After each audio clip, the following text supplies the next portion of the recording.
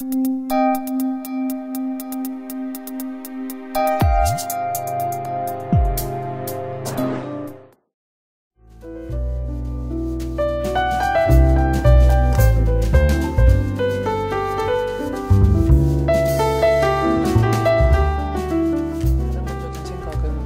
많은 사람들이 소설을 읽어봐 줄 거란 생각이 들었어요. 그래서 그 생각은 굉장히 즐겁기도 하고 한편으로는 굉장히 긴장되는 부분이기도 하는데요. 그 즐거움과 긴장이 함께 섞여서 굉장히 떨렸던 것 같아요. 그래서 지금도 그 떨림이 아직 유지가 되고 있는 것 같아요.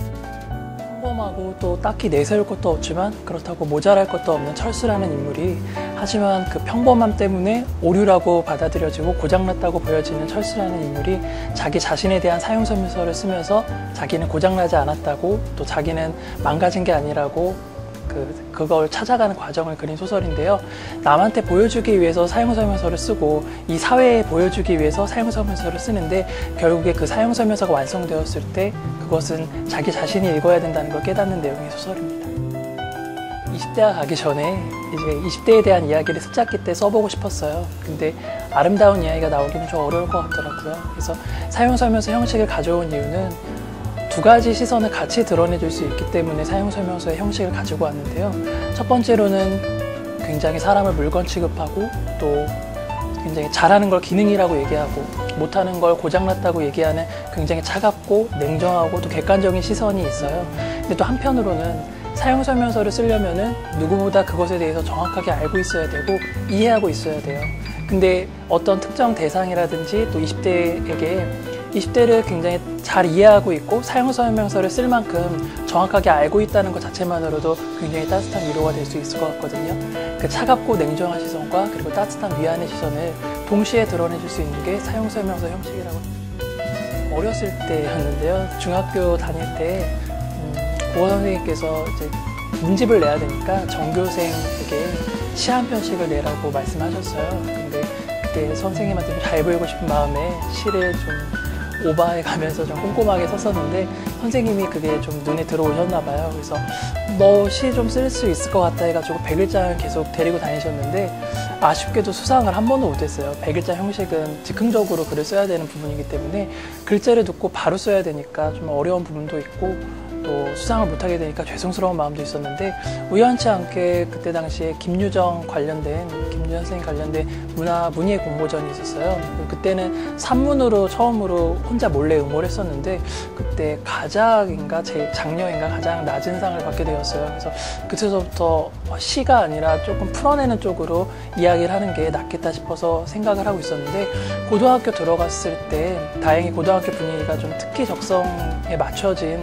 그런 거기를 좀 집중적으로 좀 활성화하는 학교였어요. 또 다행스럽게 학교에도 또 소설을 많이 읽어보시고 또 신춘문예 등단하신 선생님도 계셔서 그때서부터 좀 구체적으로 소설에 대한 생각을 하고 또 대학교 와서 그때서부터 본격적으로 습작을 했었던 것 같습니다.